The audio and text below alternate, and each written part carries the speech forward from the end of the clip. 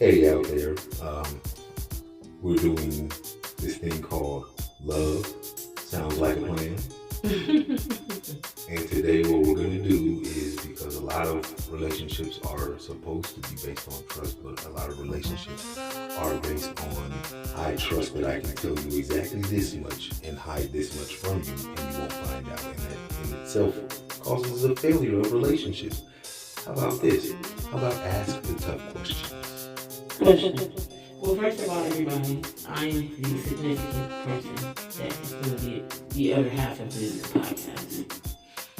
My apologies for not introducing you. And secondly, She'll beat me tomorrow. here's the question. What do you think about ancient Egypt? Well, what do I think of ancient Egypt? Mm-hmm. See, that's the thing. Ancient Egypt was just where Egypt is now today. That's a little strip of land that they went on ahead and decided, they wanted to mess up by digging some weird little hole in the 1920s, I think, killing a bunch of people trying to make a little passageway from the Red to the Nile or something like that. Mm-hmm. Red Sea or the Gulf of Aden, whatever. So they didn't have to boat around Africa. They split Egypt off from the Arabian Peninsula. So they pretty much broke the continent of Africa off from the Eurasian supercontinent. Retarded thing to do. I think there's something, I don't think you're supposed to do that, but they did it. Anyway, that's Egypt. What I think of that Egypt in an ancient format, not much. However, the pyramids that are in Giza, along with the culture or the civilization, the civilization, not the golden head in Nebuchadnezzar's dream. That time when gold was as the standard as could ever be anything standard. That's what we need again. Because otherwise we're in trouble. I think we need to figure out what it took to build those pyramids. The blueprints are inside of those pyramids.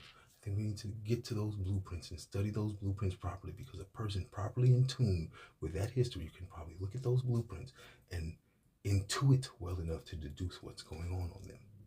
Doesn't have to use logical thought, doesn't have to go off of books he read or translations of papyrus and hieroglyphs. No. There's a map in those pyramids that tell you this is the being that you are. And when you become that being and fully awaken and enlighten them, building this specific structure is a simple task.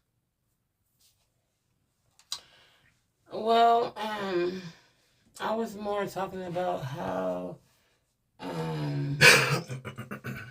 we have a lot of stories about Egypt, and we kind of really don't know which ones is true, but also, it's like, for me, it's hard for me not to believe something that's etched in like gold, or like even in whatever type of whatever it is etched in the hieroglyphics, like for it to be something that's lasted this long and like also has ancient, hieroglyphics on there.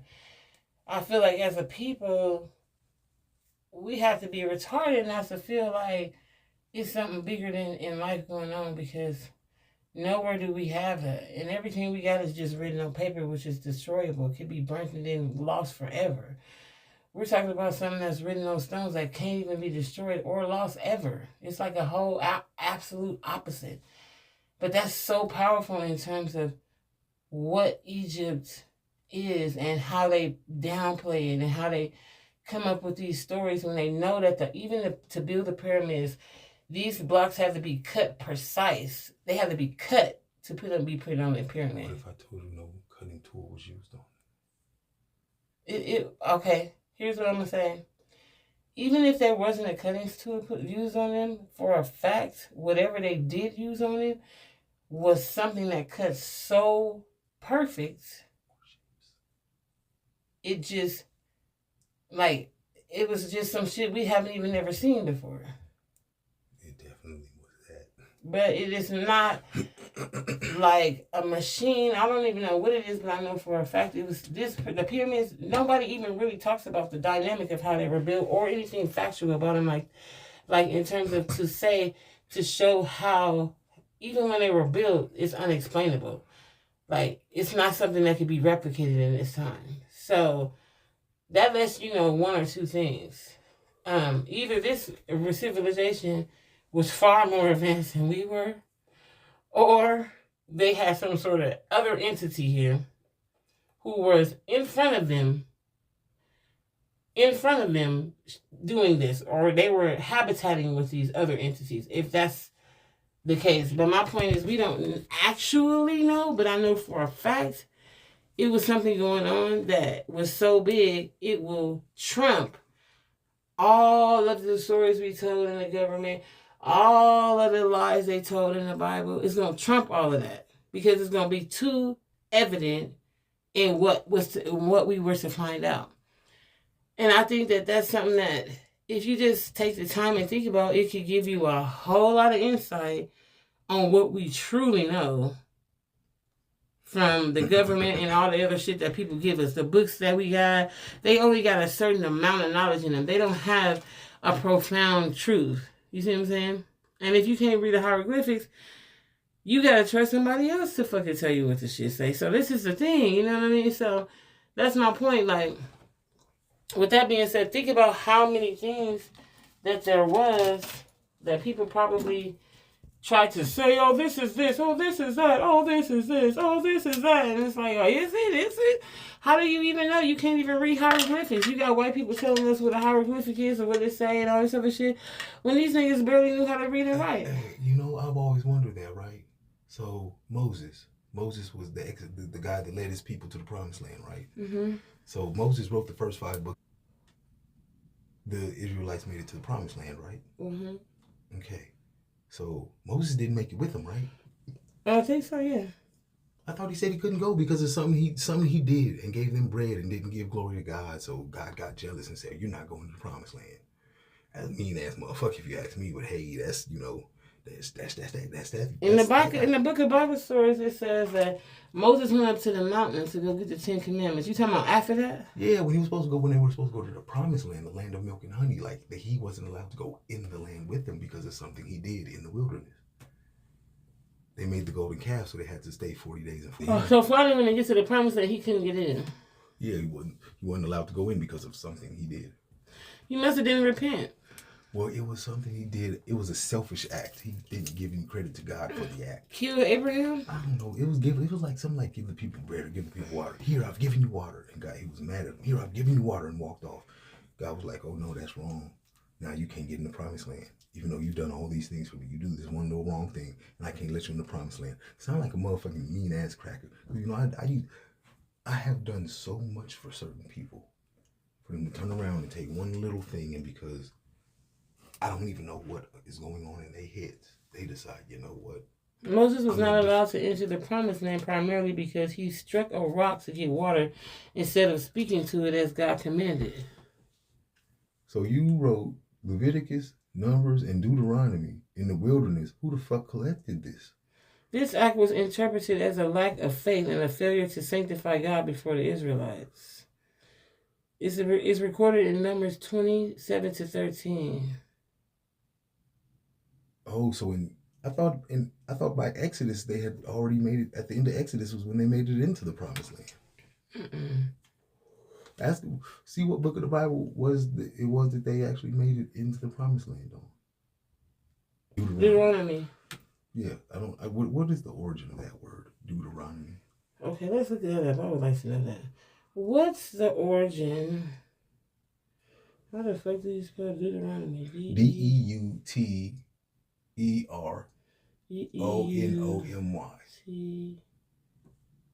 Okay. The name Deuteronomy originates from Greek and it means second law. Second law. Reputation of the law. So they had all them laws made before before they even entered the promised land. I thought that Israelite law covenant wasn't made until they were in the promised land. Mm-mm. Okay. I knew that was made when they was with the calf, when they was at Mount Sinai. Or was the golden calf? Let me ask. I thought Mount Sinai was the golden calf. Yeah. I And said that. the Ten Commandments. I thought Mount Sinai was the Ten He, Commandments. when they was worshiping the golden calf, he was getting the 10 Commandments. Yes, that's right. So it would all be Mount Sinai.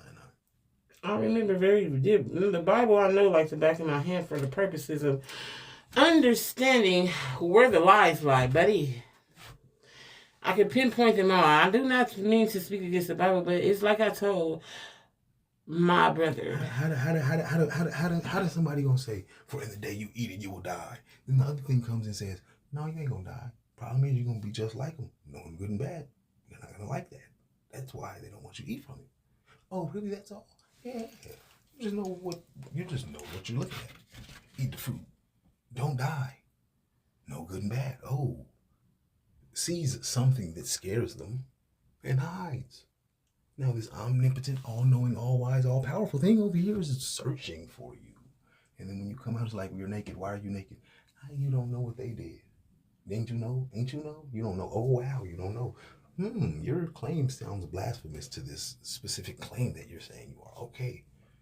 But then you kick them out of this place. You get all mad. You curse them with all this stuff. You're disobedient. I told you died. You ate that fruit. But I'm not dead. I'm alive right here. And I see that there's some weird shit going on, buddy.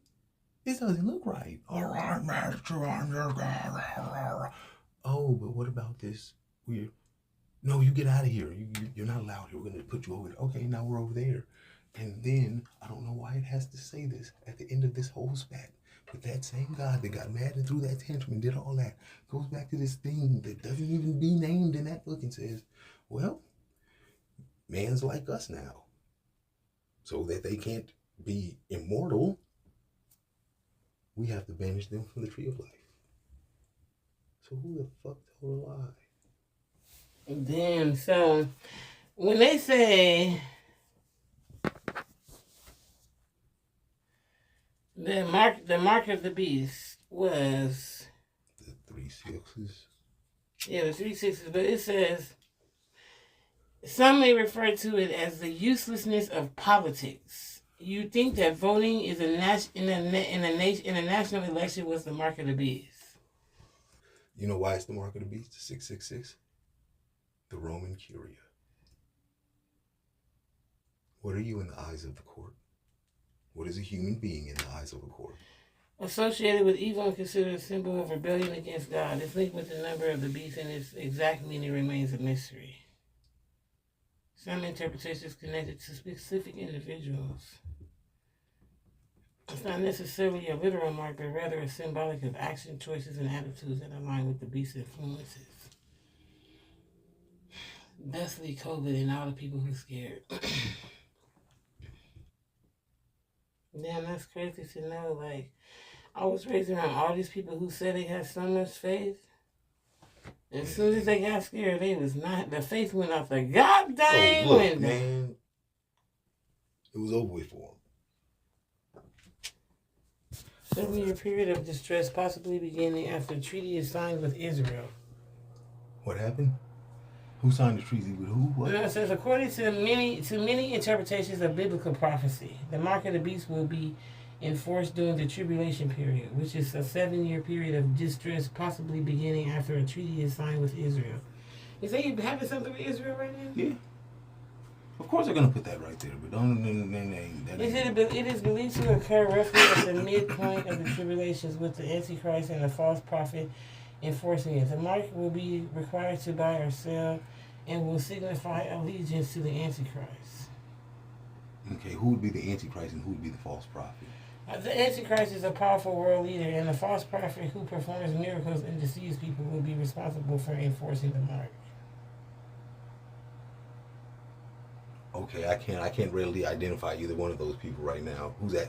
Trump ain't acting like that. It says the mark is believed to be a symbol of allegiance to the Antichrist, and it's required to participate in economy and such as buying or selling.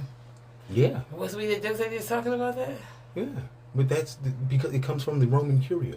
But the cold part is the only people who really buying and selling. Oh, so they mean buying anything like at the store, soda, anything? Mm-hmm. Yeah, right. That can't be. These niggas want you to give your money too bad.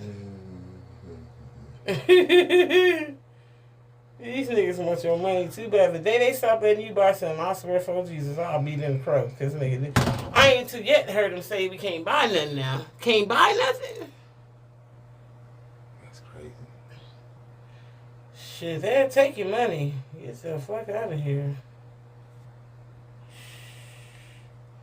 I just feel like You know who wears the mark of the beast? mm-mm. You do, I do. Everybody we know and love does. Why? The mark of the beast is an invention of the Roman Curia, the Roman Curate. That's the court that the United States Supreme Court actually gets their jurisdictional law from. Their concept of jurisdictional law comes from Rome and the Vatican and the Pope. And the mark of the beast is actually that. And so, because we got social security numbers and we do business in the commerce, that means we have the mark of the beast, is what you're saying. It's because we're not using them properly that we're wearing the mark of the beast. Because we come in as, let me rephrase that. We wear the mark of the beast in court. Because we come in there, we don't come in there as the same consumer that walks into a store. We come in there like a human being, like a monster, like a beast. That's where that really comes from. That's the day of judgment. That's the tribulation. That's all you in court. Yeah, that's the revelation. That's what they're really doing. We're just putting you in court and we're killing you. We're doing your soul. We're doing it as soul. We're invoking it in a way that's for your soul. Because remember, take the Magna Carta, all these documents, they are saying that these are soulless individuals that you're going out and conquering. They're savages, they're cannibals. God has ordained them. They can even be wiped off the planet or enslaved. They're not human beings, they're soulless. But they weren't soulless. And God could not have possibly given you this edict. So this edict comes from a place that lacks any jurisdiction. But you're taking jurisdiction to do this. And you're saying it's lawful. And in order to do so, you have to create this in order to have everybody fall underneath it. Which is why any faith in the Supreme Court to really do anything shouldn't have it.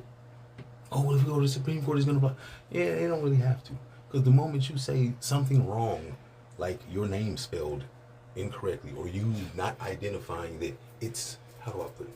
If you don't identify that you have recognized that this is who they're going after, but that this isn't you, and you can do that intellectually enough to convey that legally to them,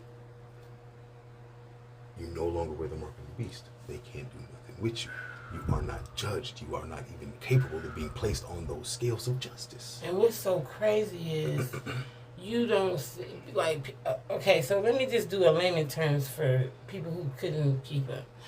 Basically, when you get social security numbers, you become a consumer, you show up to court, the birth certificate, right? You go to court, right? Let's say you go to court, right? When you get into court, you show up, you're a dead body. You're dead. You're not alive. You're a beast. You're something that's not, you're out of order or whatever. But because of this is why they get to do what they want to do to you, because you already got a social and you walked into court. And as soon as you said something, somebody said something to you in there, and you okay to say back whatever the fuck it could have been, yes, no, okay, whatever they say, are you whoopsie whoop whoop whoop whoop whoop whoop, but you be like, yeah. Then the moment you agree that your name, or is your name such and such? Yes. Oops. Now you are my beast. You have been marked. The mark of beast is on you. If anybody in the well, once you walk through that little swinging double doors, I would recommend anybody in their right mind that is listening to this, if you ever are in jail and are ever going to go in court, do not walk into that well. Do not walk into that well. Do not walk into that well. Don't go past them swinging doors. Man, stay back behind them. Stay in them long benches and talk to the judge. Don't walk past that. You die at that gate. I know it sounds crazy, but this is how they're playing you. You know, every time I went to court, they never used to take me in there. I only went in the courtroom for somebody else's, like my brother or somebody else's case. But when I was in trouble, they would not let me go inside of the the room. Like they keep me outside. You must have had somebody speaking for you then. Oh yeah, I did. Oh, well, that's why. They ain't want you to hear the bullshit. It Okay. has been some bullshit. You probably tried to sock somebody with the cuffs on. Yeah. I didn't. I had a. I'm sitting here listening to my lawyer just throw me under the bus and act like she don't know what she doing. Bitch, you're not stupid. I know you don't have to be smart to be a lawyer, but you have to not be stupid. You don't meet stupid lawyers. Now you meet lawyer. That is a gross person. Like, I can't respect anybody that claims knowledge of law the way they claim knowledge of law, and then will use law for their they'll use law for their passions in life that aren't even revolving around law, while at the same time mutilating the law is something terrible. Making sure that innocent men don't really stand a chance, and that guilty men, because of something or other, don't really get punished too bad. It's just it's ass backwards. It's big business, just like Tupac said. It's big business and it's dumb. And the way they've set it up is they've set it up so, and it's simple, but it's complicated. This is how they've set it up. They have set you up so that you have these identifying papers. No other country in the world requires this identification. None. And this identification ties you to a corporation that they have taken out a vast sum of money on at its inception, which is your date of birth. That's the date you become a corporation. Because you know why? Otherwise, you wear the mark of the beast. Because you're a human being. That's a monster. That's a beast. That's an animal. You can't be that. So we have to give you these things. So you're not an animal. So now you have these things. That's your straw man. That's not even you. That's your straw man. You just don't know that. You think these are my identification papers. Why do you need to give them your social security number to go to work? What do they need to? So I'm not an illegal immigrant. Illegal? What the fuck? Illegal immigrant? If I'm born on this land, how am I an illegal immigrant? By the way, last I checked, there ain't too many that ain't illegal immigrants or immigrants in some way, shape, or form for you to be going. But that's neither here nor there. Let's get. You're stupid if you believe that other shit about that shit. But but yeah, as far as the court goes, the documents that you have, the birth certificate, the social security number, and the state ID, these three things tie you to federal jurisdiction. Federal jurisdiction is not a fun thing to have. And states, for some reason or another, have decided to let themselves be tied to federal jurisdiction as well because of the way they've just decided to do things. You put a 5-digit zip code in the state with just 2 letters in capital, you have now subjected yourself to federal jurisdiction. And the use of that straw man, this is a company that literally owns you. And that while it owns you, you're living as a corporation. So, that's business. Now let's go law. And you need Law's Black Dictionary. Black's Law Dictionary. Any edition will do. 8th edition is the best one I've heard, or the newest one I think. When you go in there and you look up certain definitions and see how certain proceedings are done, this is what you're going to find out. The only thing that equity courts deal with, and equity courts are under usually they're magistrate courts, is where you'll find equity courts. Those are common law courts, or well, not really common law courts. They're municipalities, and they're not criminal courts. Basically, civil courts. It's an equity court. It involves money. So no human being is ever dealing with equity court. Civil court, it's civil, it's law, and it's business law because there's money involved. Even if there's children and it's a divorce. Your divorce papers, right? Do you know your marriage is actually, you're stating to you're basically giving your rights of union between you and this person under the eyes of God to that state. So any money or anything you get in that marriage, that state gets to dictate what it's done with it. You've given them license. That's what that marriage license is. You giving them license over your marriage. I learned that the hard way. Well, they ain't got license over my marriage no more, and somebody's suffering for it, and it's 5 people, just to let you know that. The idea of civil court and how it works, as opposed to when you're looking at admiralty court or what we would call maritime court. These are the law. This is law. This is when you're talking about the legal, criminal proceedings of things. The jurisdictional basis here is funny. Admiralty law is high sea law. It's law on the seas. We're on land, so that's what goes. That's what goes. You ask them if you're under all admiralty law. You have to ask them that. Am I under admiralty law? Because the way they're presenting things to you is as if you're under admiralty law. So you gotta ask them and let them be forced to set the jurisdiction at admiralty law. But you gotta really have some balls for that. That's a ballsy move, because they're gonna shoot something back at you real hard. It's gonna make you think you're gonna probably go to jail for a long time, and they're gonna be mad at you. But now they're just testing your wits, see if you're gonna fold. Because once you fold, they got you. If you get mad, they got you. High, they got you. That's what they're doing. They're trying to shoot emotion at you and see if they can knock you down with it. Knowledge will have you stand firm. That's all it's gonna take for you. Yeah, that's important. I know I'm rambling about this whole thing.